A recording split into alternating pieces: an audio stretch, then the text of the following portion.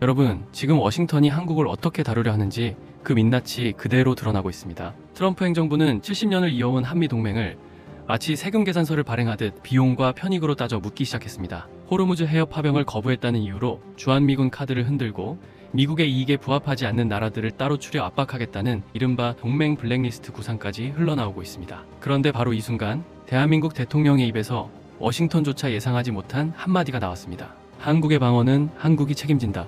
미국 매체들이 이 한 줄을 다급히 인용하기 시작했습니다. 오늘은 이 갈등의 본질부터 망 사용료를 둘러싼 디지털 주권 전쟁, 전시작전 통제권이라는 70년 묵은 숙제, 그리고 한국이 새롭게 손을 내미는 글로벌 사우스 외교까지 차근차근 짚어보겠습니다. 먼저 이번 갈등의 성격부터 정확히 봐야 합니다. 과거의 한미 마찰은 대개 하나의 사안에서 출발했습니다. 방위비 분담금이면 분담금, 통상이면 통상, 한 가지 테이블 위의 협상이었습니다. 그런데 이번은 다릅니다. 군사, 통상, 기술 규제, 데이터 주권이 동시에 한 묶음으로 압박해 들어오고 있습니다.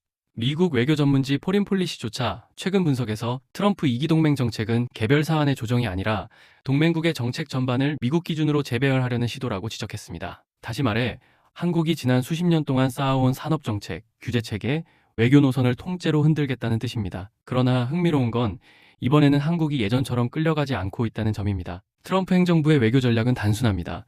동맹의 약점을 지렛대로 삼아 가능한 최대치의 이익을 끌어낸다.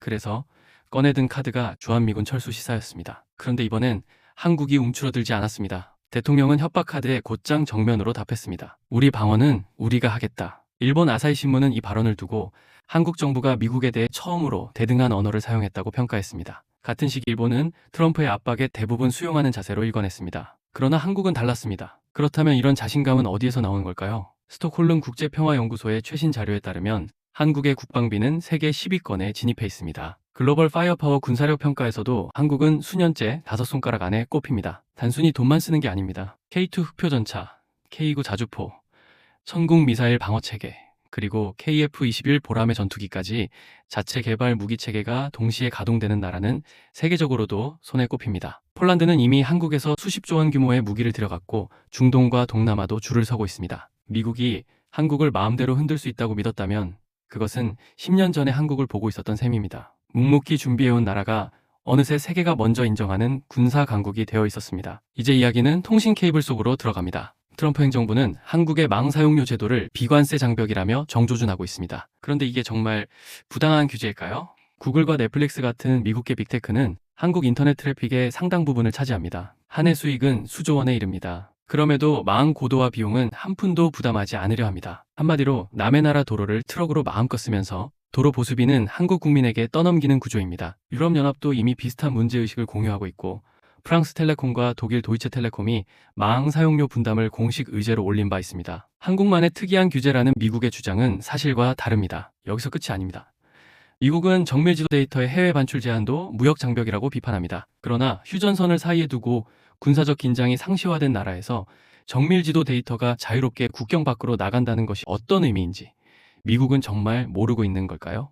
이건 통상의 문제가 아니라 국가 존립의 문제입니다. 한국 대통령이 이를 두고 분단 국가로서 당연한 조치라고 못 박은 이유가 바로 여기에 있습니다. 그렇다면 가장 근본적인 질문이 남습니다. 세계 어느 나라가 자기 나라 군대의 전시 작전권을 다른 나라에 맡겨두고 있을까요? 사실상 한국이 유일합니다. 이 비정상적 구조야말로 트럼프 같은 거래지향적 지도자에게 가장 좋은 협상 카드를 쥐어준 근본 원인이었습니다. 미국 싱크탱크 CSIS조차 최근 보고서에서 전시 작전권의 한국 환수는 동맹의 새로운 균형을 위한 자연스러운 수순이라고 인정한 바 있습니다. 한국 대통령의 발언은 단순한 감정적 대응이 아닙니다. 자주 국방을 향한 단계적 로드맵의 첫 단추를 다시 채우겠다는 선언입니다. 다만 작전권 환수는 연합작전 체계와 정보자산 공유 구조까지 함께 재설계해야 하는 복합 과제입니다. 한국 정부 또한 이를 단계적으로 풀어가야 한다는 점을 분명히 하고 있습니다. 미국이 한국을 블랙리스트에 올린다면 한국은 어떻게 해야 할까요? 답은 이미 나와 있습니다.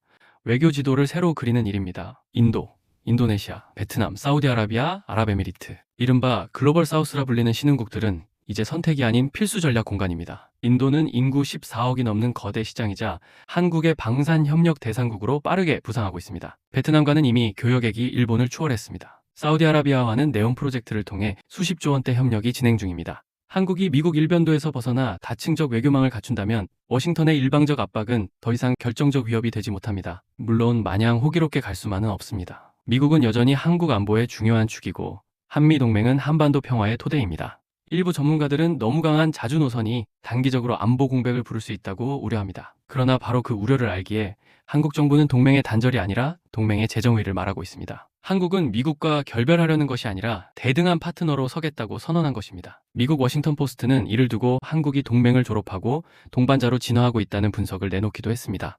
한국이 흔들리지 않자 오히려 워싱턴이 당황하는 모습이 곳곳에서 포착되고 있습니다. 지금 한국이 서 있는 자리를 다시 정리해봅시다. 군사적으로는 자주 국방의 토대를 다지고 경제적으로는 디지털 주권을 수호하며 외교적으로는 글로벌 사우스로 지평을 넓히는 삼각 전략입니다. 어느 하나도 새로 만든 게 아닙니다. 한국이 수십 년 동안 묵묵히 쌓아온 역량이 이제야 비로소 하나의 좌표로 모이고 있는 것입니다. 외환 위기를 이겨낸 나라, 반도체와 자동차로 세계를 흔든 나라, K-팝과 K-드라마로 문화 강국이 된 나라가 마침내 외교 무대에서도 자신의 목소리를 내기 시작했습니다. 전망을 세 갈래로 정리하겠습니다. 단기적으로는 한미 간 통상협상에서 진통이 이어질 것입니다. 망 사용료, 플랫폼 규제, 데이터 반출 등 현안마다 충돌이 불가피합니다. 중기적으로는 한국이 글로벌 사우스와의 협력을 통해 외교적 완충지대를 확보할 가능성이 큽니다. 장기적으로는 전시작전권 환수와 함께 한미동맹 자체가 종속형에서 호혜형으로 재구성될 것입니다. 그 과정은 결코 매끄럽지 않을 것입니다. 그러나 한국은 이미 길을 잡았습니다.